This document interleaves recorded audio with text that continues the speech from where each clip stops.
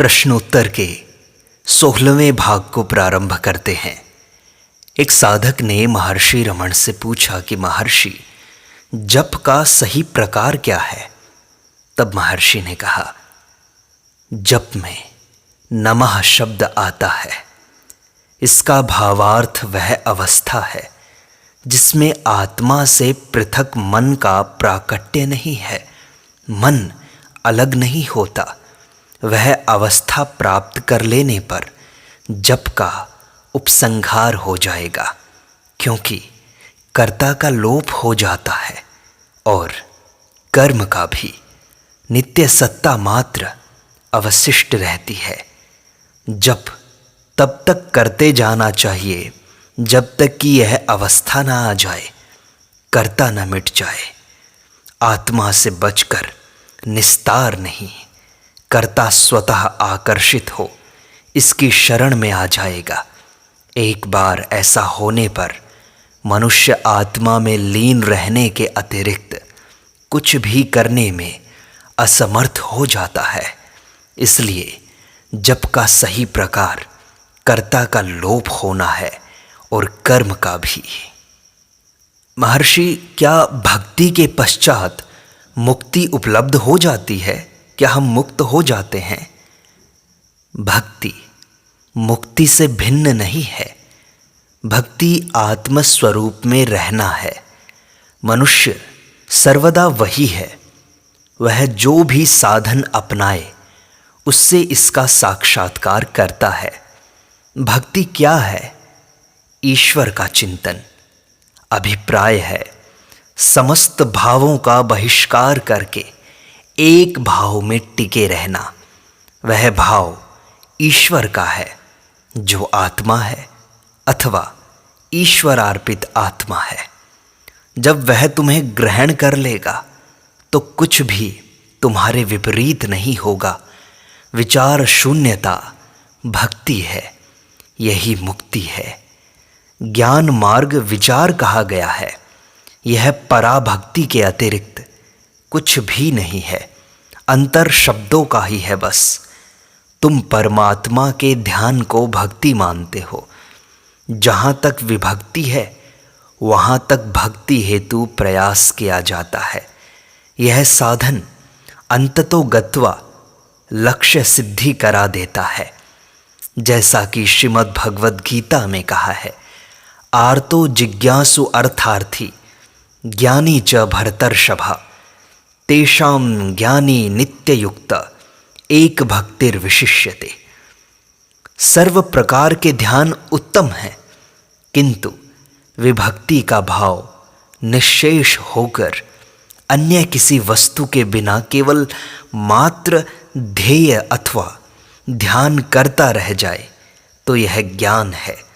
ज्ञान को एक भक्ति कहा गया है। ज्ञानी चरम स्थिति पूर्णता है, क्योंकि वह आत्मरूप हो गया है तथा अब कुछ भी कर्तव्य शेष नहीं है। वह पूर्ण होने से निर्भय भी है, क्योंकि द्वितीयाद वै भयम भवति। द्वितीय के अस्तित्व से ही भय उत्पन्न होता है। और जब तुम अकेले हो, खुद से व्यक्ति को भय नहीं लगता। यही मुक्ति है, इसे ही भक्ति जानो। महर्षि, मुझे प्रतीत होता है कि मैं निर्जन वन में भटक रहा हूँ, क्योंकि मुझे मार्ग का, रास्ते का ज्ञान नहीं है। निर्जन वन में होने के भाव का त्याग करो। क्लेश के मूल में ऐसे ही भाव होते हैं। महर्षि, किंतु मैं मार्ग खोजने में असमर्थ हूँ। वन कहाँ है और मार्ग कहाँ है? यदि वे तुम्हारे अंतर्गत नहीं हैं तो तुम निज रूप हो, तथापि तुम वन तथा मार्गों का कथन करते हो। महर्षि, किंतु मुझे समाज में जो विचरण करना पड़ता है, समाज भी वन के समान एक विचार है। मैं गृह से बाहर जाकर समाज में मिलता हूँ महर्षि। यह कौन करता है? देह ही प्रस्थान करती है। ठीक है, तुम जो स्वयं को देह मान रहे हो, यही क्लेश का कारण है। देह आत्म बुद्धि ही क्लेश है। क्लेश तुम्हारे मन में है। तुम स्वयं को देह मान लेते हो अथवा मन मान लेते हो, और जब संशय तुम्हारे मन में आते हैं तो तुम घिर जाते हो, तुम्हें समाधान नहीं मिलता। तथापि ऐसे अवसर होते हैं जब तुम उभय मुक्त हो जाते हो, देह से भी मुक्त हो जाते हो, मन से भी मुक्त हो जाते हो। उदाहरण के लिए, गहन तंद्रा में, स्वप्न की अवस्थाओं में तुम एक देह तथा जगत की रचना कर लेते हो। स्वप्न में भी तुम्हारा एक संसार चलता है अलग ही। ये तुम्हारे मानसिक क्रियाकलापों के प्रतीक होते हैं। अपनी जागृत अवस्था में तुम स्वयं को देह मान लेते हो तथा उस अवस्था में वन आदि के विचार उत्पन्न हो जाते हैं। अब स्थिति पर विचार करो। तुम अपरिवर्तनशील सतत सत्ता हो, जिसका समस्त अवस्थाओं में अस्तित्व है, जो निरंतर परिवर्तित हो रही है और इसी कारण अनित्य है। किंतु तुम तो सर्वदा विद्यमान हो, अतः ये क्षण क्षण परिवर्तित अवस्थाएं चित्रपट पर प्रकट होते हुए चित्रों के समान हैं, दृश्यावली हैं। आकृतियों के गतिशील होने के साथ पट गतिशील नहीं होता, पर्दा चलता नहीं है, उस पर केवल चित्र चलते हैं। इसी प्रकार देह के गृह से चलकर समाज में मिश्रित होने पर भी तुम अपने स्थान से कहीं नहीं जाते। तुम्हारी देह, समाज, वन तथा इसके मार्ग तुम्हारे ही अंतर्गत हैं, तुम इनके अंतर्गत नहीं। तुम देह भी हो, किंतु केवल यही देह मात्र नहीं हो। यदि तुम शुद्ध आत्म रूप से रहो तो देह तथा इसके क्रियाकलापों का तुम पर कोई भी प्रभाव नहीं पड़ेगा। तुम सारे प्रश्नों से, जो भी तुम्हारे मन में संशय है, अभाव है, उन सब से मुक्त हो जाओगे। महर्षि, ऐसा साक्षात्कार तो गुरु की कृपा से ही संभव है। मैं श्री भगवान का पठन कर रहा था, उसमें कहा है कि गुरु के चरण रज से ही आनंद उपलब्धि संभव है। मैं अनुग्रह चाहता हूं महर्षि। आनंद तुम्हारी सत्ता के अतिरिक्त क्या है?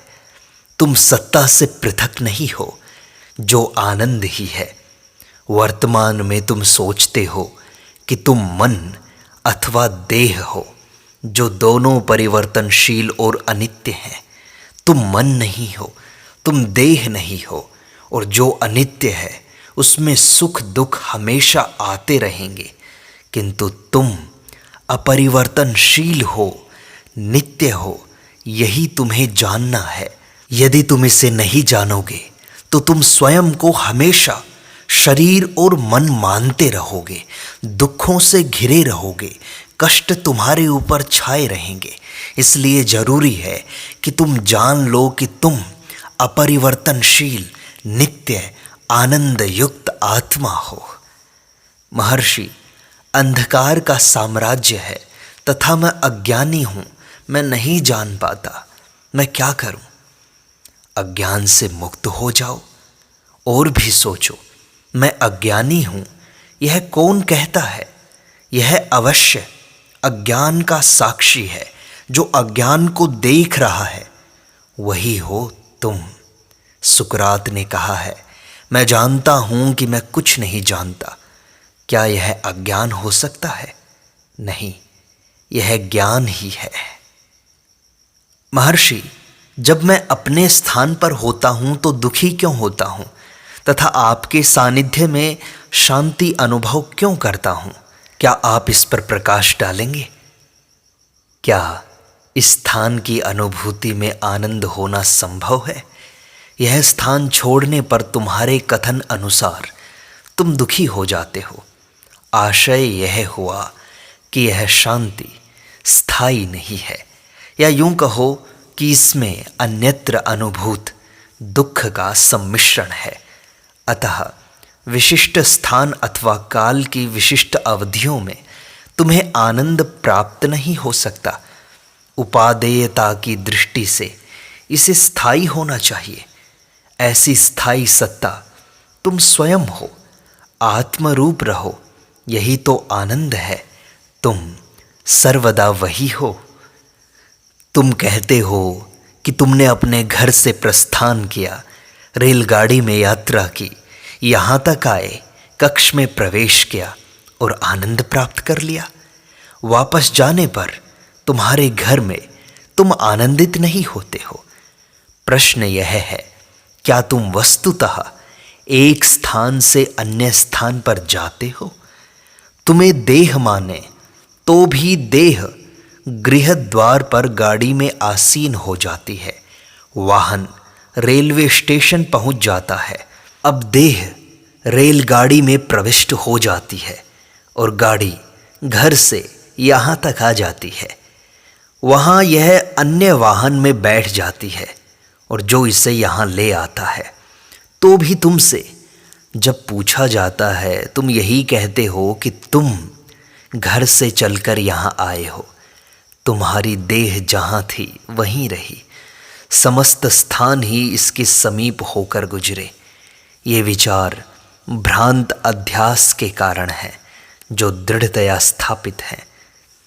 तो महर्षि, हमें क्या जगत को अनित्य समझना चाहिए? ऐसा क्यों? क्योंकि तुम इसे अभी नित्य मान रहे हो। अतः इस भ्रांत विचार से मुक्त कराने के लिए शास्त्रों ने इसे अनित्य कहकर निरूपित किया है। स्वयं को नित्य जानकर ही ऐसा विचार करो, न कि जगत पर अनित्यता की मुद्रा अंकित करके। जब तुम स्वयं को नित्य जान लोगे तो ये जगत भी तुम्हें तुम्हारे अंदर मालूम पड़ेगा। जब तुम नित्य हो तो संसार कैसे अनित्य हो सकता है? परंतु जब तक तुम यह नहीं जानते कि तुम नित्य हो, तुम स्वयं को जब तक देह और मन मानते हो, तब तक जगत को अनित्य समझकर अभ्यास करना चाहिए। जब तुम स्वयं को नित्य जान लोगे तो जगत स्वयं ही नित्य हो जाएगा, क्योंकि जगत तुमसे भिन्न नहीं है। महर्षि, हमें उदासीन होने के अभ्यास का निर्देश किया जाता है, जो तभी संभव है जब जगत अनित्य हो। हाँ, औदासीन्यम अभीप्सितम। औदासीन्य है क्या? उदासीनता क्या है? इसे समझो। यह राग द्वेष का अभाव है। जब तुम उस आत्मा को साक्षात कर लोगे जिस पर ये सारी दृश्यावलियां आती जाती रहती हैं, तब क्या तुम उन्हें राग द्वेष से देख पाओगे? औदासीन्य का यही अभिप्राय है। चित्रपट पर चित्र चलते रहते हैं, पर्दे पर चित्र चलते रहते हैं, लेकिन पर्दा वही रहता है। वैसे ही तुम्हें जानना है। महर्षि, ऐसा करते हैं तो कार्य में रुचि नहीं रहती। हमारे लिए कर्तव्य पालन उचित है या नहीं है? अवश्य है। यदि तुम अपना कर्तव्य पालन न करने का प्रयास भी करो तो तुम्हें बाध्य होकर कर्तव्य में अग्रसर होना होगा। जिस कार्य हेतु देह का आगमन हुआ उसे उसकी पूर्ति करने दो, उसमें स्वयं को क्यों मिलाते हो? गीता में श्री कृष्ण ने भी कहा है कि अर्जुन को प्रिय हो अथवा अप्रिय, उसे युद्ध में संलग्न होना ही होगा। तुम्हारे सम्मुख निर्धारित कर्तव्य होने से तुम उससे बच नहीं सकते, और न ही तब तुम्हारा कर्मरत रहना ही संभव है। जब तुम्हें कर्म करने की बाध्यता न रह गई हो, अर्थात जब तुम्हारे लिए निर्धारित कर्म संपन्न हो गया हो, संक्षेप में कर्म चक्र चलता रहेगा और तुम्हें भी इसमें भाग लेना होगा। तुम्हारे लिए जितना निर्धारित अंश है उसे पूरा करना होगा। महर्षि, यह किस प्रकार संभव होगा? नाटक में अभिनयरत अभिनेता की भांति। जैसे अभिनेता अभिनय करता है, वह जानता है कि वह पात्र नहीं है जिसका वह अभिनय कर रहा है, लेकिन वह पूरी तरह से राग द्वेष में दिखाई पड़ता है, लेकिन वह राग द्वेष में नहीं होता, क्योंकि वह वास्तव में जान रहा होता है कि वह कौन है। इसी तरह से साधना करते करते तुम भी जान जाओगे कि तुम कौन हो। तब तुम स्वयं को देह मन नहीं मानोगे, इनके सुख दुख तुम्हें प्रभावित नहीं करेंगे। और जब ये सुख दुख कोई भी प्रश्न तुम्हारे अंदर नहीं उठेगा, तब तुम केवल शांति का आनंद का अनुभव करोगे।